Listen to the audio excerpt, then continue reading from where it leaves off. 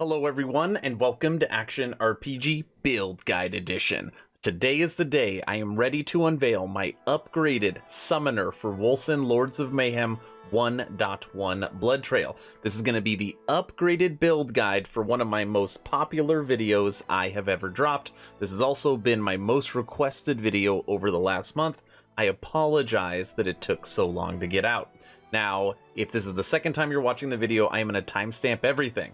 So we're going to go over gameplay, we're going to break down Gates of Fate, we're going to look at attributes, we're going to look at skills, and of course gear. Let's not waste any time and jump right into this. Figured I'd start you off with something easy. Right now I'm logged into an expedition level 152. Now if you followed my previous build, I'm using the exact same skills, just different variations of them. We have Plague Burst, Anomaly, 3 Livor Mortises, and then Annihilation. Super easy, you drop Plague Burst, then you drop Anomaly, and then your summons, and you tear them all up as they're getting pulled in with Annihilation. Now, you'll notice right off the bat that with Annihilation, I am no longer using the Pierce ability. I am more focused on single target damage, which really helps you out later in higher end expeditions. When you use Pierce, it's way easier to clear packs, but you have no problem clearing packs anyways because of the explosions you're going to get from Plague Burst and the cloud that they leave. So let me show you some of this gameplay.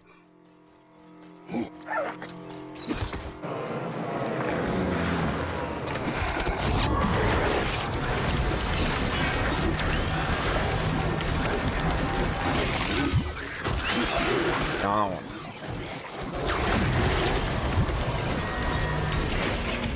Clears packs so fast. We'll see what little skull we have up here on the map.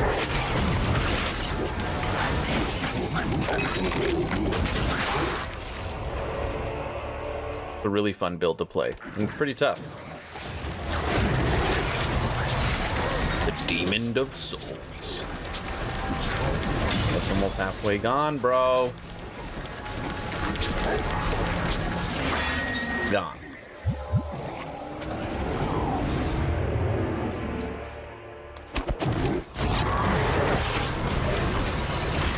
I probably should have made it a harder expedition.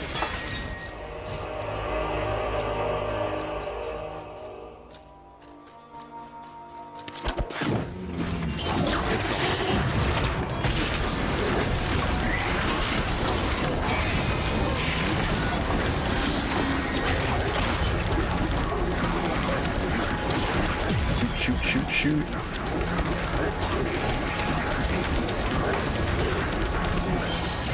I did it. Night Devourer.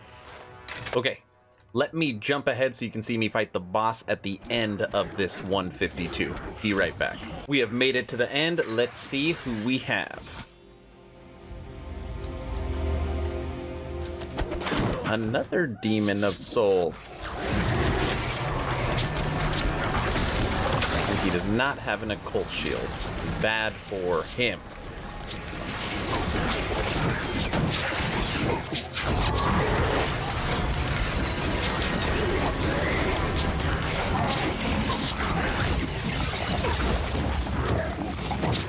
Stand in the cloud. That's my favorite. Perfect.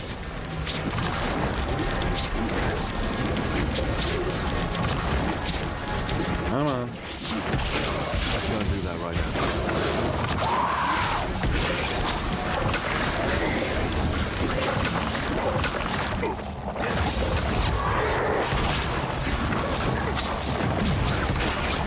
And you done. Really cool enough to take me down. Okay, let me show you how to recreate this build. Let's start off with what everybody wants to see first, the Gates of Fate. Now, right now, like I said, I am level 77, so I'm not very high with this character.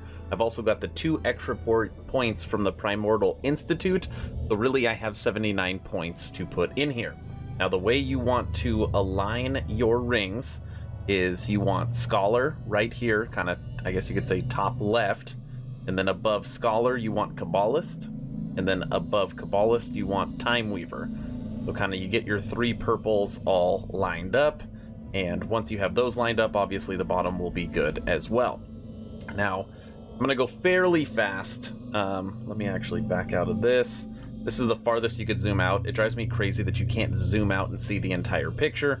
But you can go ahead and snap a picture now if you need to of the top, the area you want to go first. And if you want, go ahead and snap a picture of the bottom. Okay? Now what you want to do is just head up Scholar. Okay? And the first node really you're going to take is Attrition Strategist, which is going to give you an ailment chance score. Okay? Keep going up Scholar, and then you hit Kabbalist. And nothing on this has changed from my previous build. This is going to give you huge damage from ailments. Take all 4. So actually you want to go up the middle first. Okay? Then you want to take the trees. Then from here you want to go to the outside. Grab those. Okay? That's in our Kabbalist. Then you come up. Now you are in Time Weaver. This is going to give you a big boost in damage for your anomaly, which is going to be continually putting status on people. Okay? So you take Which Time Cannot Heal. Come over here and you take Dire Junction. Now what Dire Junction is going to do is it's going to lower your total life, which when you take an enemy hit, you're only going to get 40% of that damage. The rest of the damage is distributed over time. So it just basically makes it so you will never get one shot. It gives you a huge boost to your survivability. Okay? So that is the top portion of the Gates of Fate. Now you head down, and for Soldier, you just come this direction, get some resistances and some life, and you go right up the middle in Warlock. And you take Reigning in the Darkness. This just gives you some crit chance if you're above a certain willpower. Okay? Then you come over here into Plaguebringer. Now this is where you're going to get the boost to your summons. Now, before you ask in the comments, the reason why I don't take this first to give your summons a big boost is because it's not till really late game where you will get your 3 Liver Mortises where it really makes a big difference. So you want to take this path first to give you a big boost in damage when you're going through the campaign. And then later on, your summons will kind of bring it up the rear. Okay, so over here, you want to take the summons damage first. Okay, you're talking about a 40% boost in their damage. Come over here for some health, and then you grab Sacrifice of Flesh. Now, what this is going to do is make it so basically your summons never die, but you will take a hit on this. So we don't use any force shield. This is in health and resistance build. So normally you want to take left and right, and then as you are doing later expeditions, if you are finding your summons dying all the time, take middle. You will get a 15% hit to your life, okay? But you will have to take that if you find your summons dying all the time. But ultimately, this will keep them alive, and when they are alive, it keeps you alive because Liver Mortis takes a portion of the damage from you and puts it on them. Okay? Very important. Very important. Once you are done with boosting your summons, you come over here, and now you go to Siegebreaker. What this node is going to do is make it so you wear a heavy chest and a heavy helmet, and it's going to give you a huge boost to your resistances. Also very important. Okay? Something new to this build is right over here under Praetorian, this node. Now, I did lots of testing, and it does give you a much bigger damage boost than you would think towards end game. Now, since this build is built around resistances, you are going to have very, very high resistances into the 60s for literally every single type of ailment. Now, with this node, it's going to give you a boost to damage based upon your physical damage resistances. And it'll give you a 1.25% boost, which is a big deal. Okay? Then you come right over here, and this is where I stopped. So my plan was to finish this little tree right here and then drop this build guide. It would have required me to be 81, but it's only 4 points and it's not really a big deal. I mean, it is a big deal, but I didn't want to waste the extra 4 levels. I wanted to get this build guide out. So right now, again, I'm level 77. If I was 81, I would continue right down here and I would go up this path. And what this is going to do is give you a 25% boost to all resistances if you have blocked. Okay? Now, obviously, that's going to give you a big boost to your survivability, and then, of course, once you get that boost in resistances, this will trigger higher physical resistance, which will then give you more damage, okay? So if you're already level 81, just continue up this tree right here under Praetorian, and take that. Now, if your character is even a higher level than level 81, I didn't get a chance to, but I would test Kingless Aegis, so I would test this to see if you really are taking a big hit in damage for the 15% multiplier. If you don't, take this, because the 10% additional block efficiency would be huge. Okay, and if you don't want to go this route, I would go right over here under Plaguebringer and take these 3 points, which are going to give you a 30% increase to your summon's attack speed. So I've played around with this. I mean, they really do shoot a whole lot faster. It's like even more machine gun than they are now, which obviously gives you a boost of damage because they're doing so much more damage. Okay, so you got a few options. Moving over to attributes, and this is going to be very simple for you because you're going to put 100% of your points into toughness. Again, right now I am level 77. I have 948 points into toughness, which gives me 379.2% boost to my health. Okay, it will help you in later expeditions, I promise you that.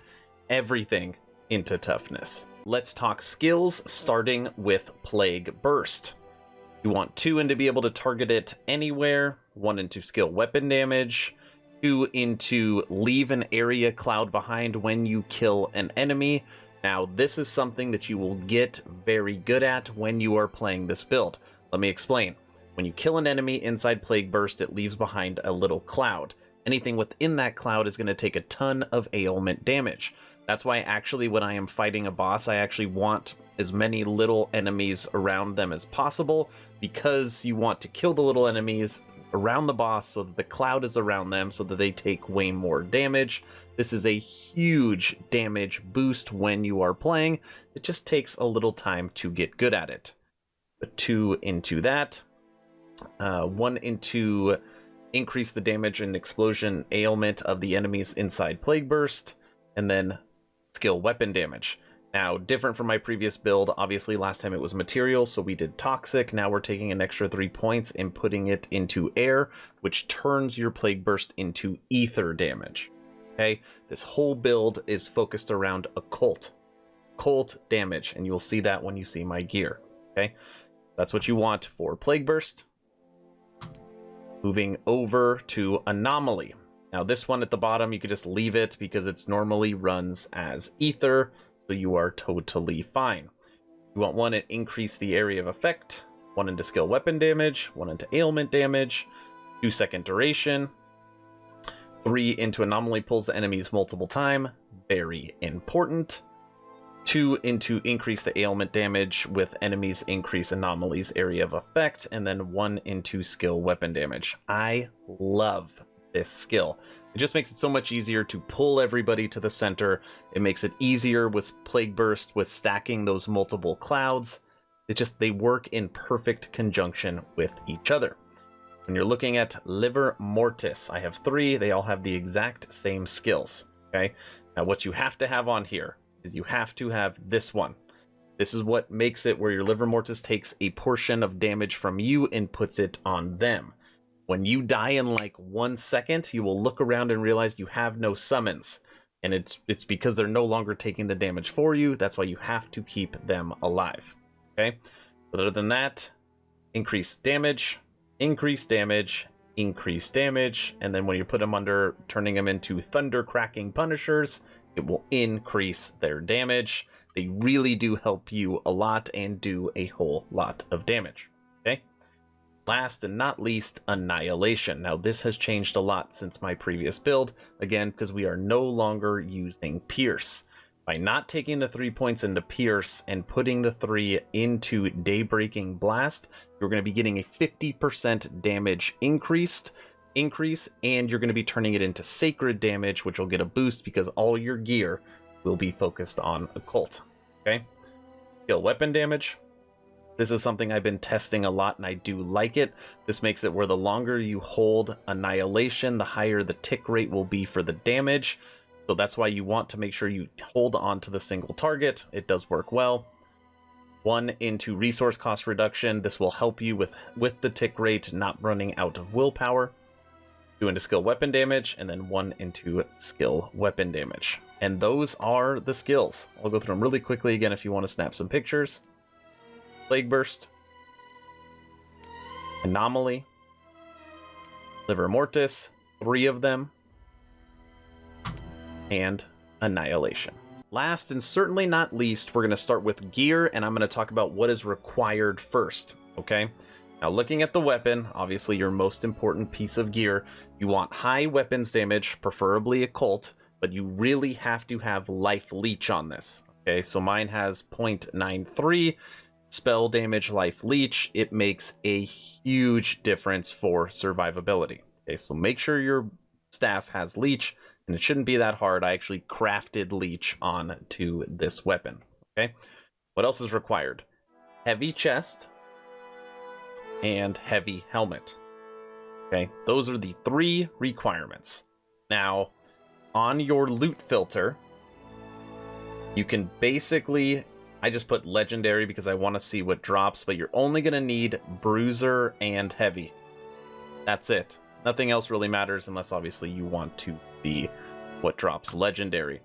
Now, I actually prefer more bruiser because it's going to give you life. And again, since this whole build is around toughness, that 392%, you get a big boost anytime you add an item that has life on it. Now, I'll go through each item individually so you can kind of see what I am using right now. Helmet. Shoulder. Shoulder, glove, glove, chest, belt, pants, boots, hammy, ring,